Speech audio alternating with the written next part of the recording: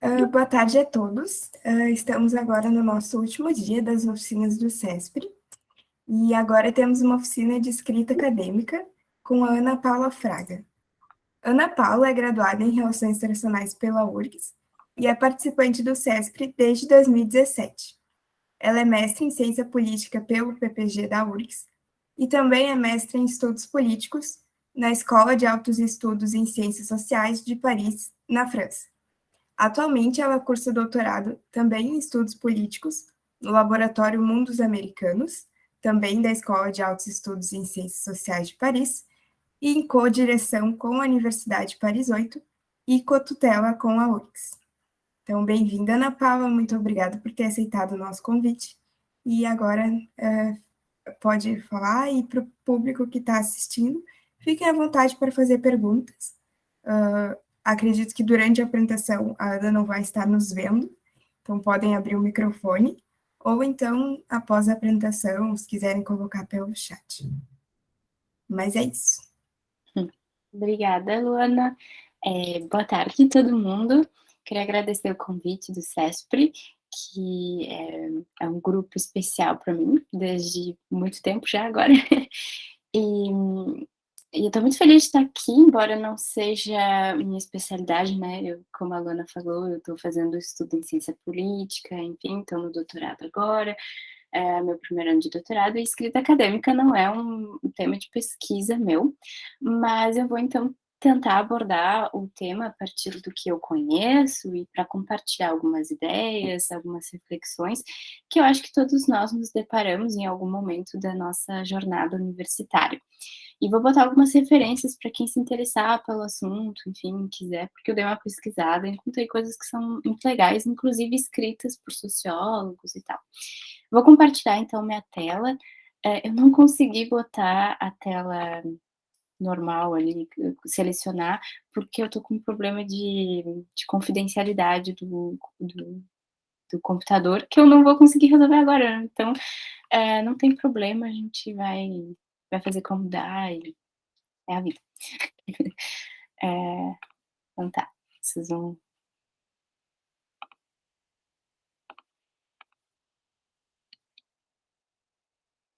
Vamos ver aqui.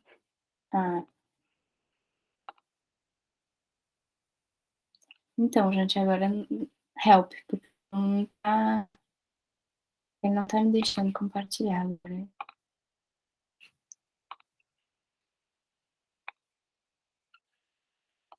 Você tá como organizadora? Não precisa, todo mundo pode apresentar. Ah, é verdade. Qualquer coisa, se tu quiser mandar para mim, eu apresento por aqui. Tá. Então acho que vai ser mais fácil, Luana. Vou mandar pelo WhatsApp, pode ser? Já tá aberto. Tá aberto. Porque agora, quando eu tava no Safari, ele não pedia autorização para compartilhar a tela. E agora ele tá pedindo autorização. E aí teria que mudar as configurações do sistema.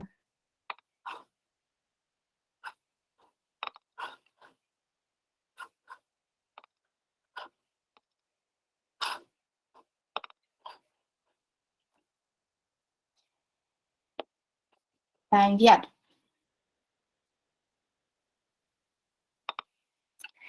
Bom, desculpa, pessoal, problemas técnicos. Eu tô no doutorado, mas eu ainda tenho problemas com compartilhamento de tela. Isso faz parte da escrita acadêmica também, né? Porque tem uma parte da escrita acadêmica que é justamente a comunicação em congressos, em oficinas, enfim. Mas, então, eu vou começando a falar, porque tem uma parte de introdução que não precisa ter um apoio visual. A primeira coisa que eu queria falar é que o e-book do CESP do ano passado, que foi, porque essa oficina foi realizada pela Bianca, que está aqui, inclusive, agora, e pelo Flávio, foi realizado ano passado sobre escrita acadêmica, e eu li o e-book, e está completíssimo. Então, a minha primeira recomendação é consultar o e-book da do CESP do ano passado, no capítulo de escrita acadêmica, porque está completíssimo, ali tem todas as coisas básicas sobre gênero, tipo de escrita acadêmica, que é escrita acadêmica, plágio, citação, enfim, tem uma visão bem geral e que eu acho muito instrutiva para começar. E eu vou, então, voltar em alguns aspectos que já foram abordados no ano passado, a título de introdução e para a gente falar todos na mesma língua do que é a escrita acadêmica, mas para quem quiser uma visão mais geral sobre citação, tipos de texto acadêmico, eu aconselho a consultar o e-book do ano passado, e aqui eu queria propor de trazer coisas um pouco diferentes, para que tem relação com escrita acadêmica e que complementasse, então, o e-book do ano passado. Então, pode passar, Luana, por favor. A minha proposta é começar com uma introdução, mais ou menos rapidinha, sobre o que é a escrita acadêmica, estrutura, os tipos de texto. Depois passar por uma discussão do processo de escrita, para ajudar a não ter o pânico da página em branco e a ter boas práticas que ajudam na escrita acadêmica. Depois passar por uma discussão sobre posicionamento e utilização de conceitos na escrita acadêmica em ciências sociais. E, por fim, falar rapidamente sobre projetos de pesquisa e, em especial, candidaturas, porque não sei se podemos dizer que a candidatura é um gênero de escrita acadêmica, mas quem está na vida acadêmica vai, em algum momento, passar pela candidatura e vai ter que escrever um projeto, né? E eu digo isso não só para quem vai fazer um TCC, mas para quem vai querer entrar no mestrado, ou vai querer fazer um curso, mesmo que seja de especialização, ou vai fazer um estágio numa organização internacional. Às vezes, a gente tem que escrever uma candidatura e tem que escrever um projeto, e de forma acadêmica, mas de forma convincente também, e não é tão simples assim. Então, eu queria trazer algumas coisas que me ajudam na hora de escrever uma candidatura de forma acadêmica, seguindo os critérios da escrita acadêmica, mas também de forma convincente, e um posicionamento que é um pouco diferente. Pode passar, Luana. Então, para introduzir a escrita acadêmica, rapidamente, o que é a escrita acadêmica? Eu peguei algumas ideias da professora Aline Frederico, que é especialista em linguagem infantil e leitura digital, do mundo das letras, e ela fez uma palestra uma vez, que está disponível no YouTube, inclusive, sobre o que é a escrita acadêmica. Eu achei legal a introdução dela, né? Que a escrita acadêmica nada é que uma linguagem escrita para transmitir e registrar para um público específico conhecimento produzido por meio de pesquisa científica. Então, uma linguagem que vai seguir alguns padrões, algumas normas, e também alguns léxicos que vão ser específicos a cada disciplina. Ou seja, é um tipo de escrita que tira a sua legitimidade de alguns critérios. O primeiro deles é a questão das evidências, a questão do conhecimento científico, da pesquisa. Então, as informações têm certo conhecimento, elas são tiradas a partir de determinados métodos, fontes, que são próprios do mundo da pesquisa.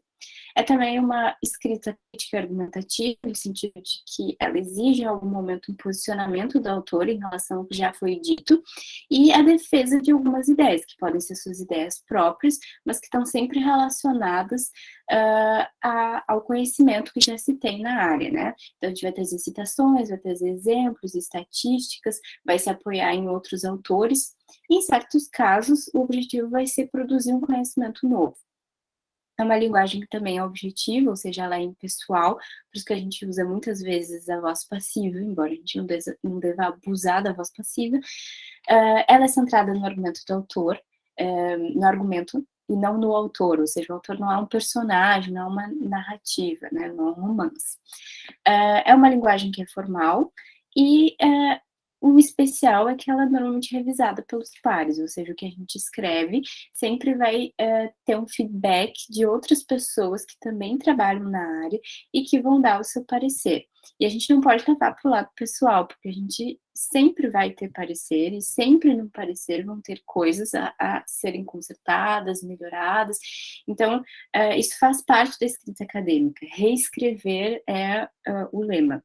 né? E eu coloquei pequenininho ali no slide, mas é algo que eu deveria ter colocado maior, porque eu considero muito importante não confundir um texto formal, acadêmico, objetivo, com uma escrita complicada, confusa e difícil, né?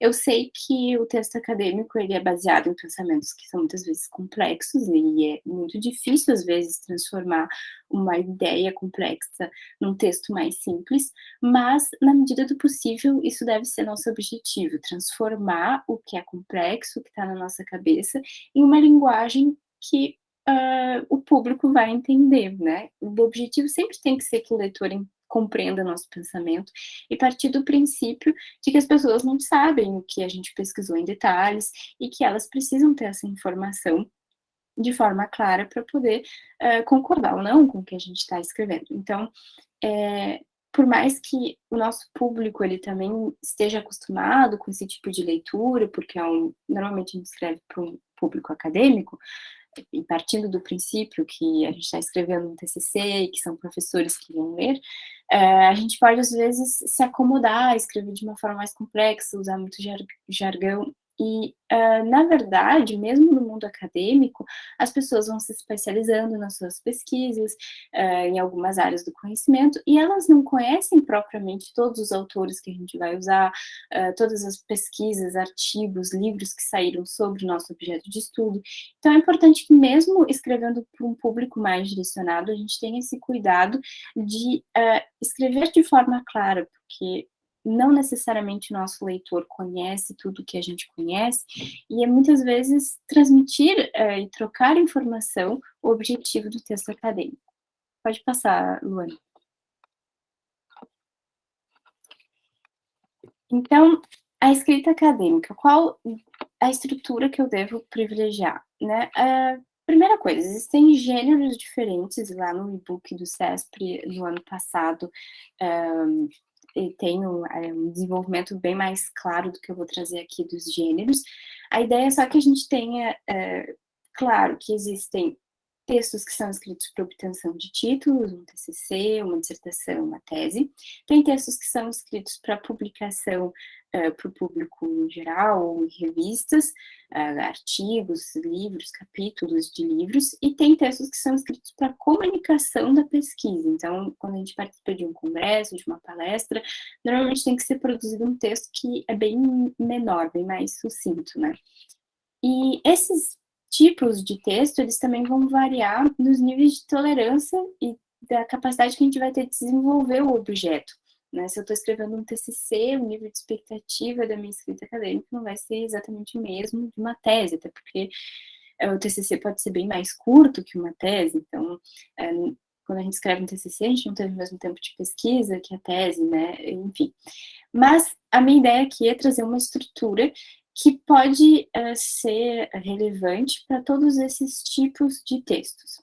E aqui eu não estou querendo dizer que a minha escrita, o processo de escrita tem que seguir esses passos, mas que é mais ou menos o que a gente vai encontrar em todos os textos de natureza acadêmica. Então, um título, e uma coisa legal do título que eu acho de falar é que ele tem que ser coerente com o trabalho, porque a gente vê muita gente tentando fazer título que é muito criativo, mas que no fundo não é tão pertinente para o trabalho que vai ser desenvolvido. E eu acho que é mais legal trazer um título que é explicativo do que um título criativo. Muitas vezes a gente tem que enviar o título do nosso trabalho antes de desenvolver toda a pesquisa, então a gente não tem esse recuo para poder pensar, às vezes, um título tão pertinente para nossa pesquisa, mas se a gente tiver essa ideia que o título tem que ser mais explicativo do que criativo, acho que ajuda. A questão do resumo também, que é algo que às vezes pode ser meio difícil de entender o texto em função do resumo. Então, privilegiar no resumo o objetivo, a metodologia e, se possível, os resultados, e trazer sempre na versão de língua estrangeira. Depois, uma introdução. Uma coisa que eu vou repetir ao longo da oficina é que a gente não precisa fazer suspense no texto acadêmico, não precisa esperar para revelar qual é o nosso tema de pesquisa, qual é o nosso problema. Trazer isso na introdução é o ideal, porque a gente precisa mostrar desde o início para o leitor qual é o nosso objeto, situar esse objeto no tempo, no espaço, né? Eu estou falando de um país, de uma cidade, de um bairro, ou estou falando de um estudo comparativo entre dois países.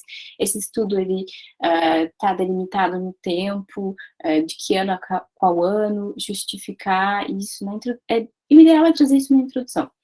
Depois a gente passa normalmente para uma leitura da bibliografia, ou seja, a gente vai apresentar e discutir o que já foi feito em termos de teoria, de estudos aplicados e que tem uma relação com o nosso objeto. É normalmente um momento em que a gente vai apresentar os conceitos, vai definir os conceitos e se posicionar. Depois a gente tem a questão da metodologia, ou seja, como a gente entende desenvolver a nossa pesquisa, quais foram as análises que a gente fez, técnicas, fontes, as dimensões da pesquisa, enfim. De novo, lembrando que isso vai variar com o nível da pesquisa. E, se possível, trazer uma discussão dos resultados, apresentando recursos visuais, tabelas, gráficos, que também faz parte da escrita acadêmica, e nunca esquecer de continuar dialogando com a literatura que a gente trouxe nas partes anteriores, para que o texto fique coerente, mais fluido, né? Comparando os nossos resultados com o que já foi dito, às vezes reforçando o que um outro autor já mostrou na literatura a partir de dados novos ou a partir de uma nova perspectiva. E com isso concluir respondendo ao problema que foi colocado na introdução, lembrando que na conclusão o ideal é a gente afirmar o que a gente pode realmente demonstrar a partir das nossas leituras, das nossas fontes, e aquilo que a gente não conseguiu demonstrar, deixar como um novo horizonte de pesquisa, e isso é o mais legal da área acadêmica, porque talvez não tenha fim, a gente pode estar sempre descobrindo coisas novas, então traçar essas novas perspectivas de pesquisa para aquilo que a gente não pode demonstrar com tanta força. E nas referências, claro, elencar as obras citadas, aquelas que nos ajudaram a desenvolver o texto. Então, de novo, não é que o processo de escrita é esse, mas essa é uma estrutura que vai ser seguida mais ou menos em todos os tipos de texto. Pode passar, Luana. Então, eu queria trazer rapidinho essa questão dos recursos visuais, porque acho que vocês tiveram oficina de métodos quantitativos, qualitativos, enfim, eu queria dialogar um pouco também com outras coisas para contextualizar a escrita acadêmica, né? Como a gente disse, o objetivo é comunicar, então a gente se adapta ao contexto, ao público e faz uso de diferentes recursos para expressar as ideias. E entre esses recursos e ferramentas, o uso de gráficos, tabelas, quadros, imagens, esquemas, que são muito pertinentes e podem ser muito pedagógicos e, inclusive, reforçar nossas ideias, demonstrar o nosso argumento. Mas é importante que até mesmo esses recursos venham de forma simples e clara e sejam seguidos de uma discussão. Então, não é porque eu apresentei uma tabela, apresentei um gráfico, que eu vou dizer, bom, a tabela fala por si mesma e eu não preciso explicar, não preciso continuar dialogando com o que eu já estava dizendo anteriormente, inclusive sobre a literatura. Eu peguei esse exemplo, que não é o melhor exemplo do mundo, mas é um mapa que foi publicado no Twitter do The Sun, na época do Covid, e que depois foi desmentido pela BBC, porque, na verdade, eles usaram dados sobre rotas aéreas para falar sobre o Covid, mas, na verdade, o que eu queria trazer aqui nesse exemplo é que a gente vê pouco o que está se acontecendo nesse mapa, né? Na verdade, os dados, a gente vê que tem uma concentração ali na Europa, na América do Norte, na Ásia, mas a gente, enquanto pesquisador, se a gente apresenta um mapa assim, primeiro que ele não é muito legível, a gente não vê com muito detalhe as coisas que estão acontecendo, embora a gente tenha uma ideia geral, e se ele não vem como apresentado de uma discussão, ele pode ser pouco pertinente. Então, a ideia é falar que, bom, os recursos visuais fazem parte da escrita e eles também devem seguir essa ideia geral da simplicidade, da discussão e da coerência do texto.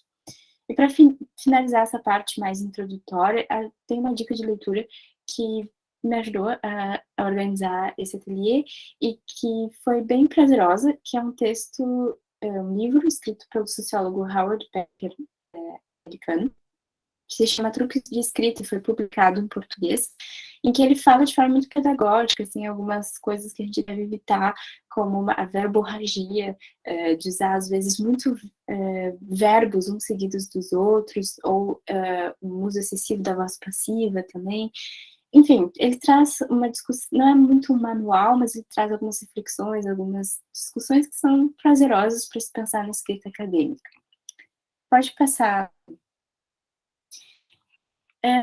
Bom, então, como eu disse, eu queria trazer outras coisas além da apresentação do que é a escrita acadêmica, qual a estrutura mais padrão, e eu queria falar então do processo de escrita, como evitar esse medo da página em branco, e ajudar de forma mais geral.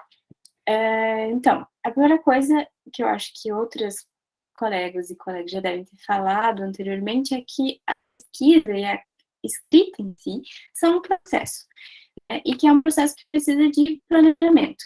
Então, como é que eu posso evitar o medo da página em branco? De ter, ok, eu sei que tem que ter uma estrutura X, que é a escrita acadêmica para um público X, que ela é feita a partir de conhecimento científico, mas quando eu chego para escrever uma introdução, eu tenho aquele pânico, porque eu estudei, e agora eu não sei como é que eu vou escrever. Então, a primeira coisa, quando a gente diz, eu tenho que escrever um texto acadêmico. O que eu vou escrever? Acho que é a primeira pergunta a se fazer. E aí a gente vai se dar conta que a gente já leu bastante, que a gente tem conhecimento e que a gente sabe o que a gente leu e qual é o nosso objetivo.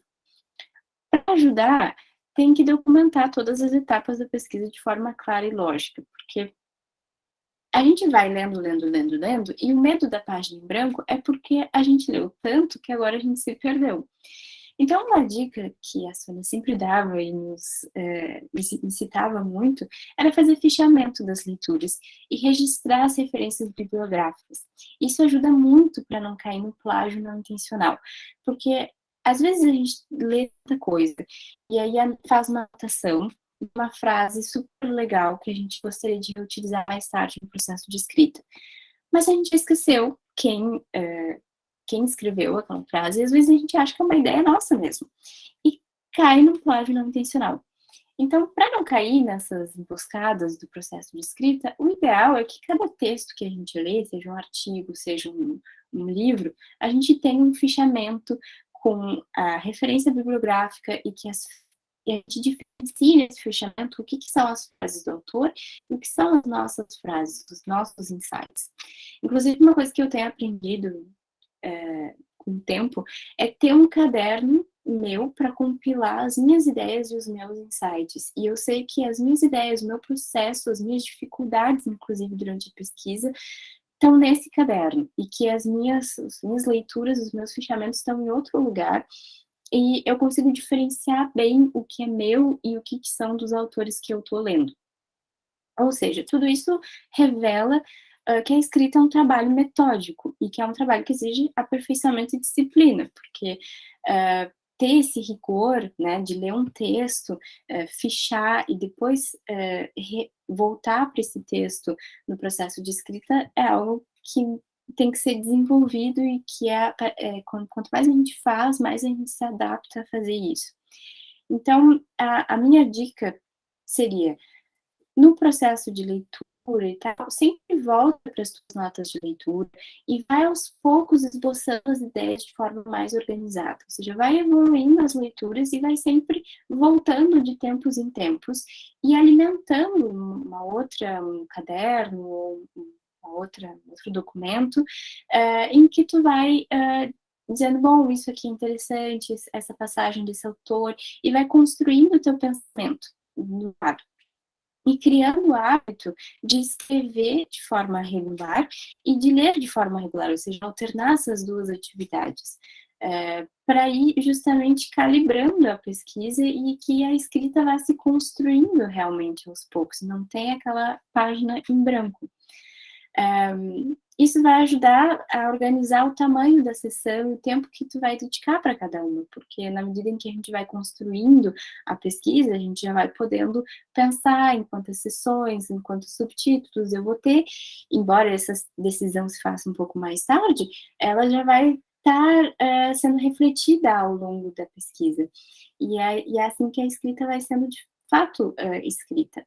E também tem a questão de que cada sessão pode demandar um tempo diferente. E é no processo justamente da pesquisa que eu vou me dando conta que tem uma sessão que vai ser mais difícil, outra que vai ser mais fácil, e que eu vou precisar de tempos diferentes para cada uma.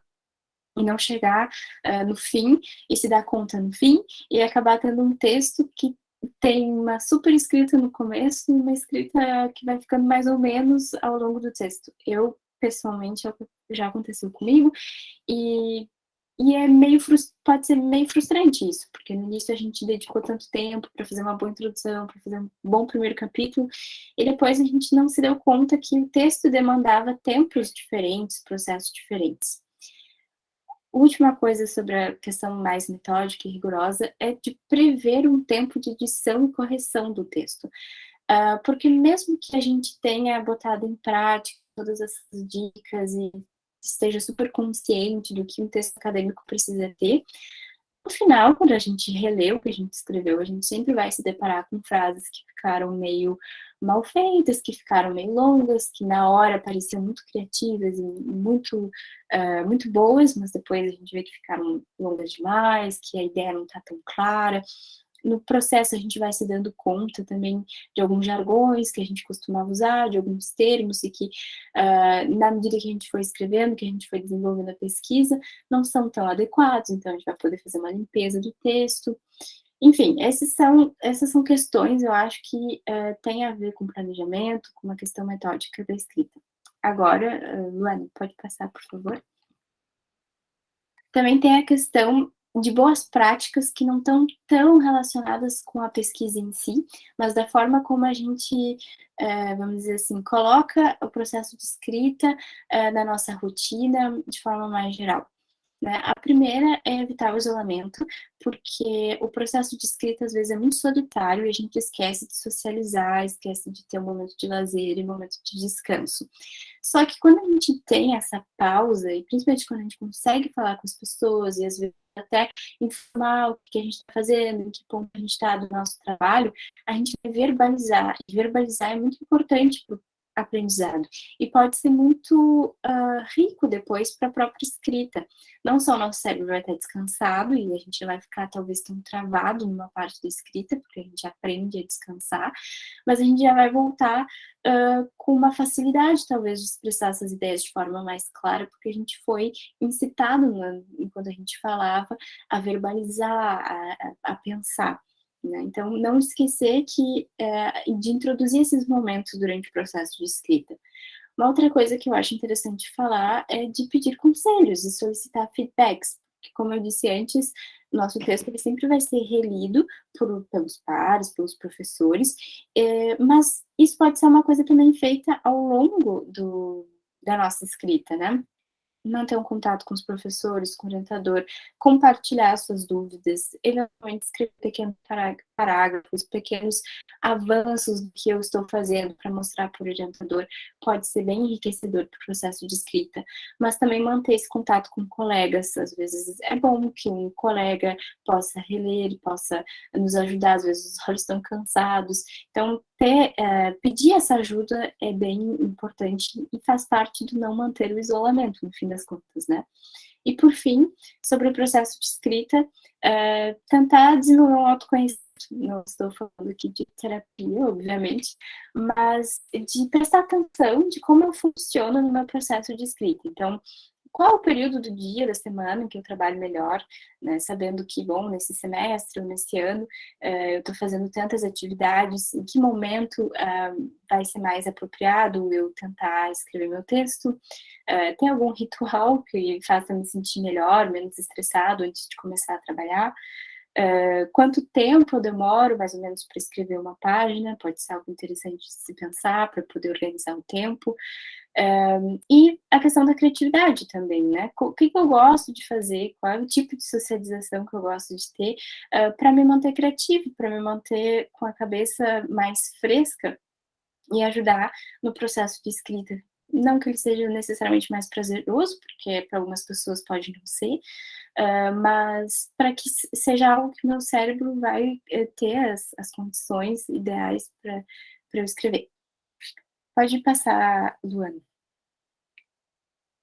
E, bom, então, assim, a ideia geral é a frase da Sônia, que ela sempre nos dizia: estudar, estudar, estudar. A gente só vai melhorar a escrita conforme a gente vai estudando, quando a gente vai aprendendo, a gente vai lendo, a gente vai exercitando.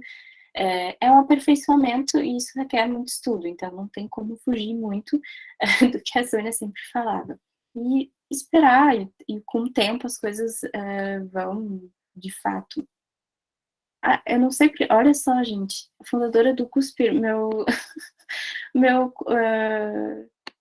meu computador corrigiu e eu realmente não reli, mas, bom, com todo respeito, vocês sabem que é o CESP, né? Bom, Luana, conceitos em ciências sociais. Então, essa é a terceira parte que eu queria discutir, que é a questão do posicionamento e o fato de que a gente está escrevendo numa área específica que são de ciências sociais. Então, primeiro, né, o nosso texto sempre vai trazer uma fundamentação teórica, ou seja, de autores e conceitos que vão mais ou menos orientar a nossa visão de mundo, a nossa visão do objeto, e uma literatura especializada, que são autores e trabalhos que estudaram mais especificamente o objeto ou objetos relacionados e que vão me ajudar a entender mais especificamente o que eu estou trabalhando, né? Só que, por mais que pareça óbvio, alguns conceitos em ciências sociais, é importante a gente ter consciência, e como eu falei antes, que mesmo que seja um público que conhece a nossa área, que compartilha algumas referências, a gente se posiciona, a gente traga de forma clara no texto qual conceito a gente está usando, uma linguagem acessível, definir esse conceito, e principalmente se é um conceito polissêmico, né? Então, muitas vezes o conceito vai remeter a ideias e termos diversos na literatura, e o leitor precisa ser informado dessa característica do conceito. Se o conceito não é amplamente aceito e se algumas ideias que são centrais no nosso trabalho, às vezes são tratadas a partir de diversos conceitos, ou seja, dependendo do autor, a gente vai ter diferentes termos que vão ser priorizados. Essa variação na terminologia, ela também tem que ser informada ao leitor, né? Minha dica é, bom, eu estou tratando de um conceito, mas eu também não consigo ter tempo para dominar todos esses usos dos conceitos, todas as possibilidades. É um conceito também que mudou historicamente. Antes ele era usado de uma forma e designava tal fenômeno, agora ele designa um outro fenômeno. Mas eu não tenho tempo de ler toda a literatura especializada, ou eu estou no começo da minha pesquisa e eu quero ter algumas ideias de leituras que podem orientar meu trabalho. Tem 2 dicionários que eu considero ricos para consultar, eles não vão ser a base, a referência principal, mas eles podem ser muito úteis, que é o Dicionário de Política do Bobbio, que tem uma versão em português e tem todos os termos de ciências sociais e política, e tem várias referências importantes. E eu descobri recentemente o Stanford Encyclopedia of Philosophy, que está disponível online, então é de mais fácil acesso, e que também tem vários, inúmeros, milhares de termos em ciências sociais, com muitas referências que podem ser muito úteis para a gente começar a pesquisa, dar aquele pontapé inicial, ou até mesmo para se corrigir, enfim, encontrar coisas que ao longo da pesquisa a gente não conseguiu encontrar. Pode passar, Luana, por favor. Então, eu sei que ter muito tempo para falar sobre conceitos e posicionamento, mas a ideia era trazer a questão da neutralidade científica, porque às vezes a gente está trabalhando sobre questões que são muito polêmicas, que são muito midiáticas, que estão sendo faladas na mídia toda hora. Então, a primeira coisa é se perguntar, né, existe pesquisador isentão, existe pesquisadora que seja isenta de valores.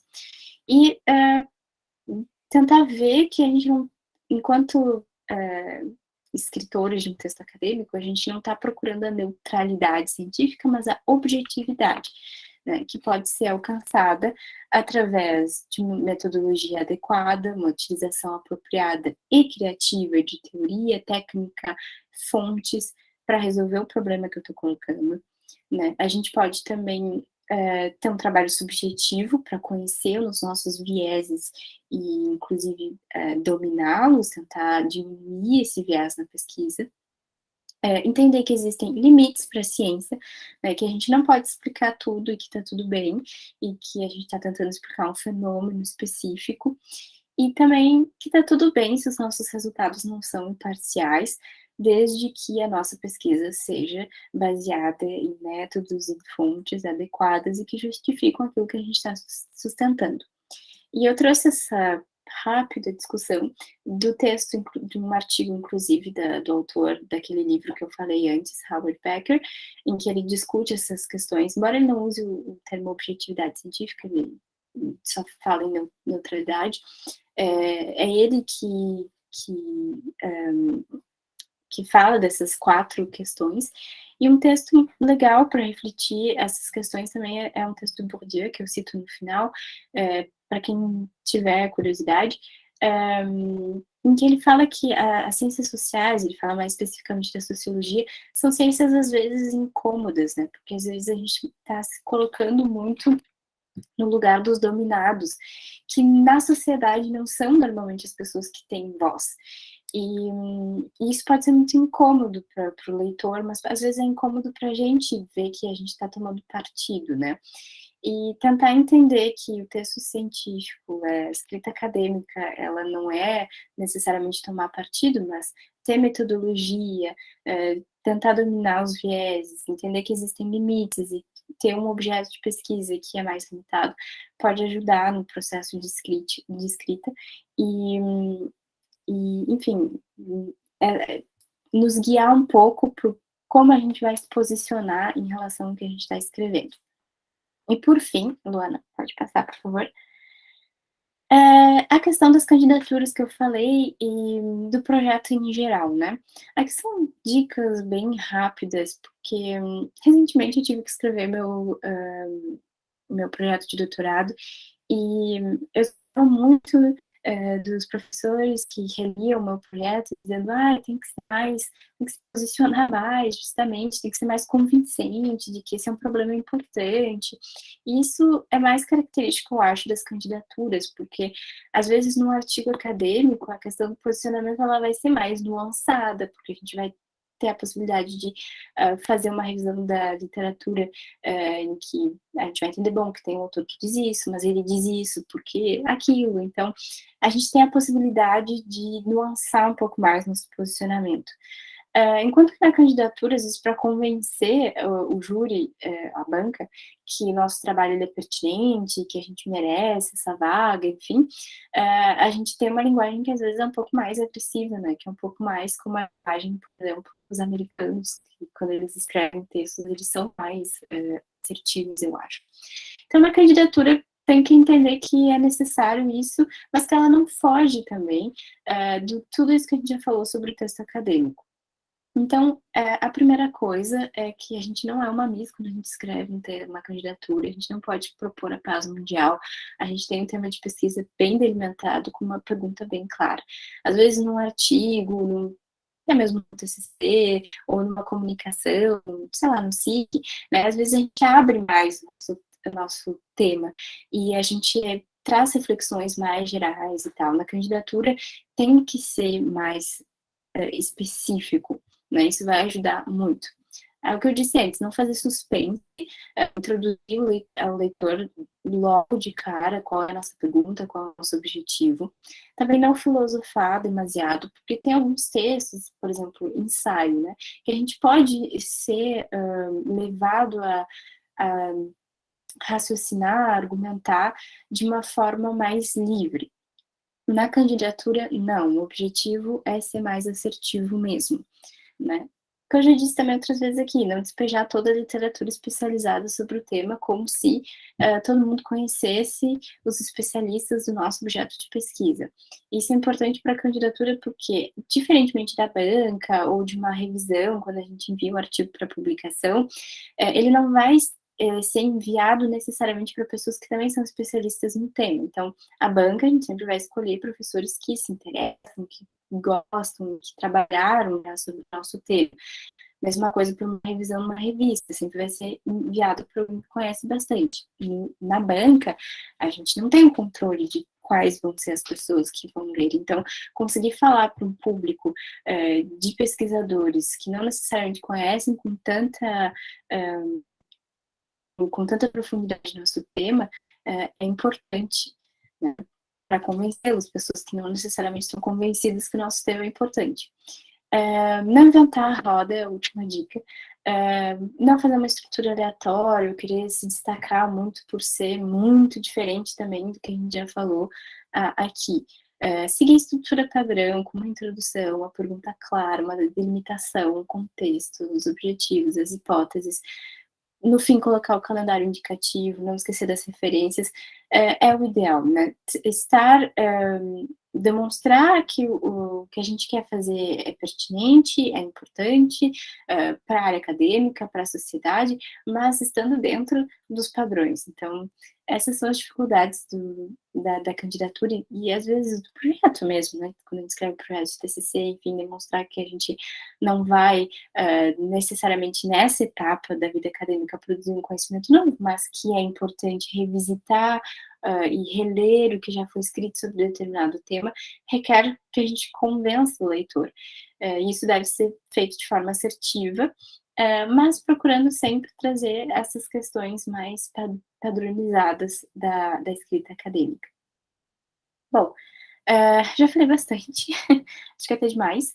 Então, Luana, só botei, se tu quiser passar ali para as referências, porque eu botei o link da palestra da professora Aline Frederico, que eu citei no início, em que ela fala mais sobre a linguagem acadêmica em si, e 2 artigos do professor Becker e do Bourdieu sobre a questão do posicionamento e de utilização de conceitos em ciências sociais. Ai, gente, foi isso. Espero que tenha sido útil, relevante. E se vocês quiserem fazer comentários, eu não sei como é que está sendo feito, mas nos outros ateliês, mas fiquem à vontade para comentar se faltou alguma coisa, se vocês têm uma dificuldade particular ou que vocês têm um método específico para escrever que ajuda bastante, que vocês queiram compartilhar. Enfim.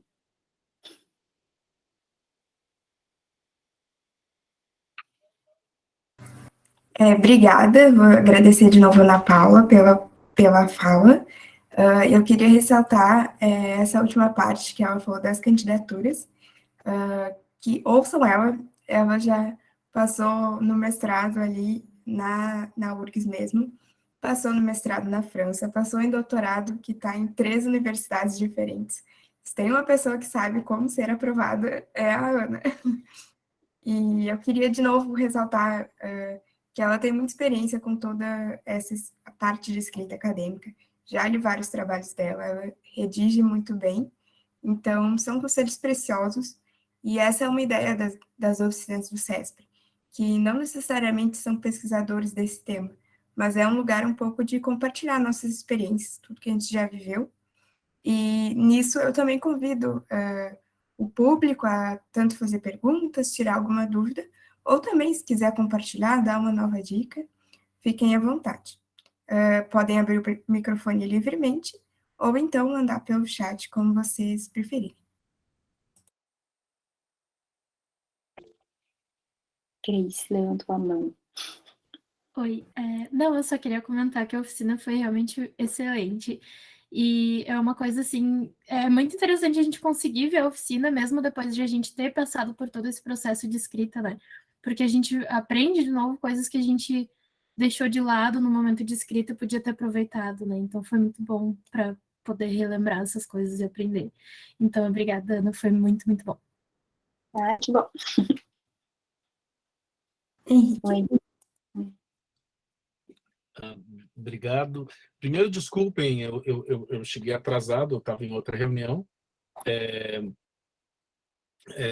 então cheguei só agora e infelizmente não consegui assistir a Ana Paula, mas conheço muito bem a trajetória da Ana Paula e o crescimento acadêmico, intelectual e pessoal dela, então tenho certeza que foi bastante bom. Eu não sei se eu vou chover no molhado falando algo, mas de qualquer forma, escrever é um ato de trabalho e prática. Nunca nós escrevemos bem o suficiente. Nós sempre escrevemos, podemos começar a escrever melhor.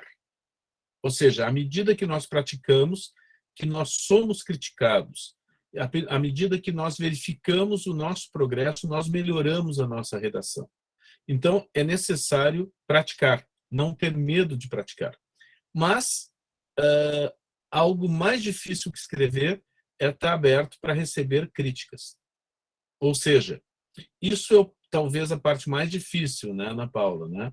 É conseguir ter maturidade para saber que o que nós estamos escrevendo é sujeito a chuvas e trovoadas, é sujeito a ter imperfeições e entender que muitas críticas, na maior parte das vezes, elas ajudam a nós aperfeiçoarmos no futuro. Então, pratiquem e distribuam os textos de vocês para pessoas com quem vocês trabalham, né? Não trabalhem de maneira solitária, isso aí foi uma das coisas que nós conversamos na última reunião do CESPRE, né? Entendam que isso é algo coletivo, né? Eu queria, então, pedindo desculpas mais uma vez por chegar atrasado, salientar a presença do professor Gustavo, que é alguém que tem muita experiência em escrita, muita experiência não só em escrever, mas também em orientar pessoas. Né, Gustavo? Nós aprendemos muito orientando. Né? Nós aprendemos muito mais do que vocês podem imaginar orientando pessoas, inclusive a escrever. Vendo, observando algumas limitações, algumas falhas na escrita de estudantes, isso faz com que nós possamos pensar, inclusive, sobre a nossa capacidade de escrita. Então, eu só queria deixar esse pequeno agradecimento, depoimento e encorajamento. Escrevam.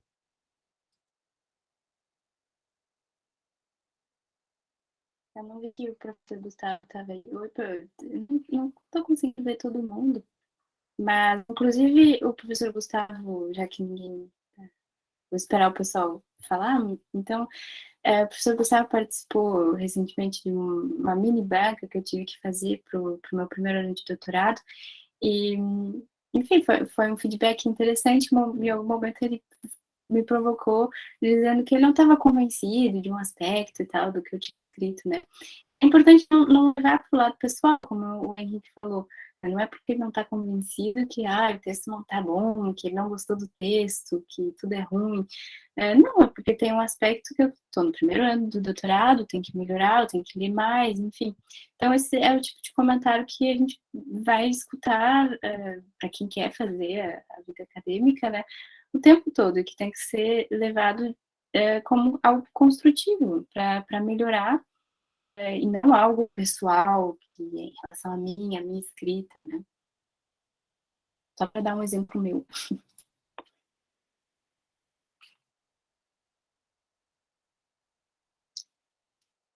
Eu penso que esses depoimentos pessoais, esses depoimentos mesmo, né, ajudam muito a nós mesmos organizarmos as nossas ideias e também os demais. Muitas vezes pode parecer uma coisa pequena ou menor, saber que outras pessoas têm dificuldades semelhantes ou outras dificuldades fazem com que nós nos sintamos mais seguros, né? Então, compartilhar inseguranças, compartilhar o que nós acreditamos que são limitações, que nem sempre são limitações, nos ajuda demasiado. Com certeza. E a questão de não ser solitário o processo, né, também, que o Henrique falou e eu tinha falado também, verbalizar, trocar ideia é muito rico para o processo de aprendizado e se reflete muito no momento da escrita. E depois, para pegar o gancho que vai ter a oficina do Stefano em seguida, né, que é sobre escrita acadêmica em inglês, também ler textos em línguas ajuda a desenvolver a escrita, então, e o convite para ficar para a oficina do Stefano, ver como em diferentes línguas se escreve de formas diferentes, e para mim, agora que estou trabalhando bastante em francês, sempre volto para português e percebo que tem me ajudado a pensar em francês e às vezes em português, fazer essa ida e volta, assim, do pensamento. Às vezes, numa língua estrangeira, parece que o pensamento ele é obrigatoriamente mais fácil, porque a gente tem menos vocabulário, porque a gente tem menos capacidade de escrita. Então, a gente acaba escrevendo de forma mais crua e às vezes ajuda isso. Mas, claro, é difícil. Teve um comentário, mas eu não consigo ler aqui os comentários. Eu vou ler os comentários. Primeiro, ressaltar que o CESPRI, que no caso é a Marielle, mandou o link do e-book do ano passado, que a Ana citou no começo, e ele também está disponível ali na primeira página do nosso site, então, para quem tiver interesse. A Bianca comentou que adorou as colocações e as dicas, e agradeceu. E a Bruna também agradeceu e falou, contou que está iniciando a graduação e acredito que sua fala vai ser de grande utilidade. O Vitor também falou que foi muito bom ouvir sua fala e com certeza vai ajudar muito. Eu sou a propagandista marketing do CESPRI, então eu vou aproveitar e compartilhar a notícia. Não pedi para o grupo se podia, mas falar para a Bruna que a gente vai ter uma reunião aberta no começo de julho, a gente vai divulgar melhor, mas para chamar novos integrantes para o CESP. Então, todos estão convidados a participar, independente do semestre, pode estar no último semestre e tudo.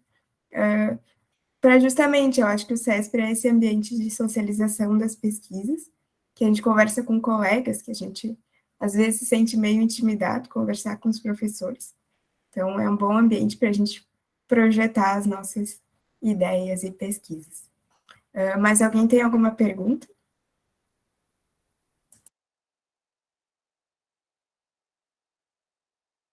Se ninguém pergunta, eu vou perguntar uma questão. Passa para a Nath também. Passa para a Nath primeiro.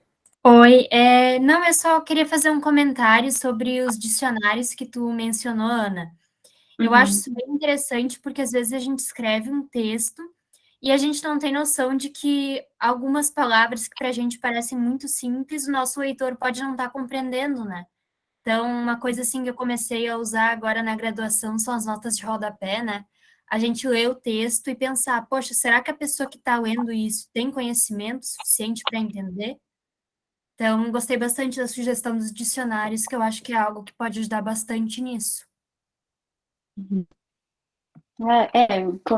Vou repetir o que eu falei, né? O dicionário não vai ser a fonte principal que a gente vai citar no trabalho, mas pode ser um bom start, assim, para quando a gente tem um conceito, uma ideia que a gente não está tão familiarizado, para nos orientar em outras leituras, enfim. Eu aconselho mesmo esses dois dicionários.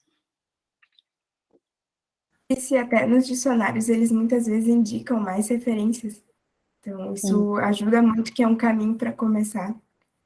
Ana, então eu vou fazer uma pergunta de como você... você falou de como evitar aquele bloqueio da página em branco, mas tu comentou um pouco dessa parte de criatividade. Então, especialmente para quem está começando, de onde você parte, assim? Como você começa a estruturar uma pesquisa a partir de um tema, digamos, muito amplo? Você tem alguma dica nesse sentido? Eu, assim, acho que... Como eu vou dizer isso? Meu processo de escrita normalmente porque o que eu estou falando é importante, o que tem a ver com o que está acontecendo agora, no momento. Então, a gente escreve em determinado contexto social, político, e trazer isso para uma realidade, o nosso objeto, que às vezes é muito delimitado, para uma realidade um pouco maior, é por onde eu tento começar os meus textos, assim. Porque eu sei que o ideal, e eu repeti isso várias vezes, é a gente introduzir logo de cara o leitor, o que a gente quer falar, do que, enfim, dos nossos problemas, dos nossos objetivos. Mas para começar, para dar aquele pontapé, assim, de, tipo, escrever a primeira linha, eu tento sempre trazer para algo da atualidade. Eu vou dar um exemplo, talvez vai ficar mais simples. Estou trabalhando sobre a Vargas agora. Então, quando eu vou começar um texto, normalmente eu sempre faço uma referência ao que está acontecendo no Brasil, ou ao Brasil em geral, como país, enfim, para introduzir a Era Vargas. E aí, no segundo parágrafo, eu já começo a conversar um pouquinho mais, a delimitar, é uma espécie de funil, assim. Então, para dar um pontapé de criatividade e, ao mesmo tempo, já direcionar para o que eu quero, sabe?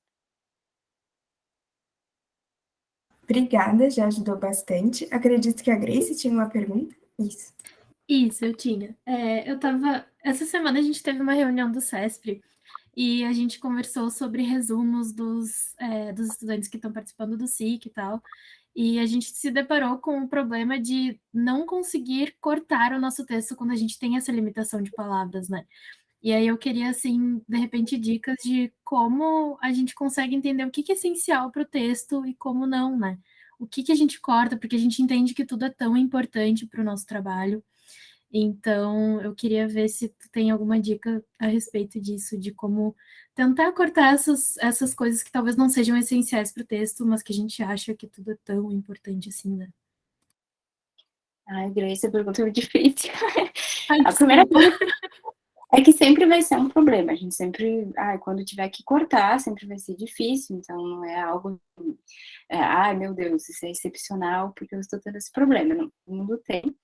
Mas eu acho que é a questão da objetividade. Qual é a mensagem que eu quero passar para o meu leitor e qual o objetivo do texto, como eu disse no início, né? Existem diferentes tipos de texto acadêmico. Então, entender em que contexto, qual é o tipo de texto que eu estou escrevendo, eu acho que ajuda um pouco a cortar.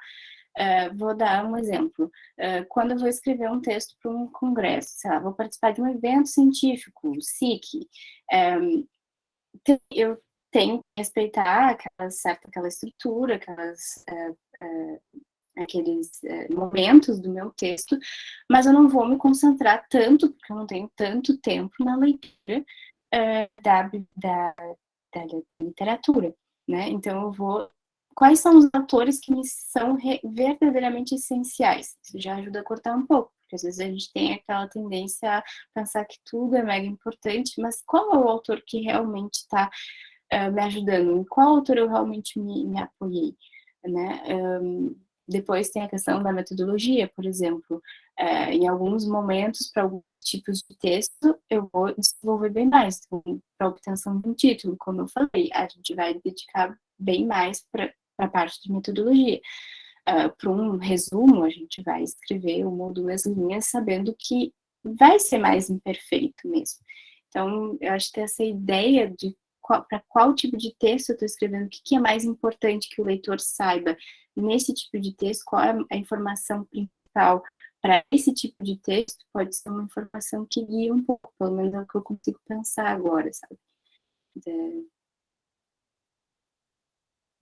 Enfim, eu acho que é isso, o tipo de texto, acho que essa é a informação principal, assim, quando a gente vai escrever e tem um número muito reduzido, o que eu devo privilegiar, na verdade, né? Em qual parte do texto eu devo privilegiar? Em que eu realmente me apoiei, o que eu realmente fiz, porque às vezes a gente tem tendência a se prolongar em coisas que a gente nem se aprofundou tanto.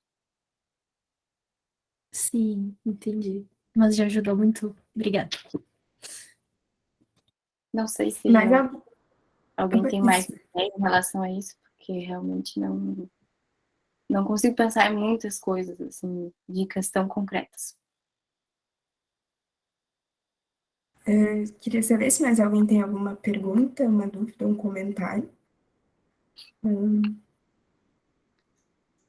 Acredito que não. Então, acho que a gente vai encerrar por aqui. Passamos um pouquinho do tempo, mas foi uma discussão muito proveitosa. Então, eu vou pedir para Mariana encerrar a gravação, por favor.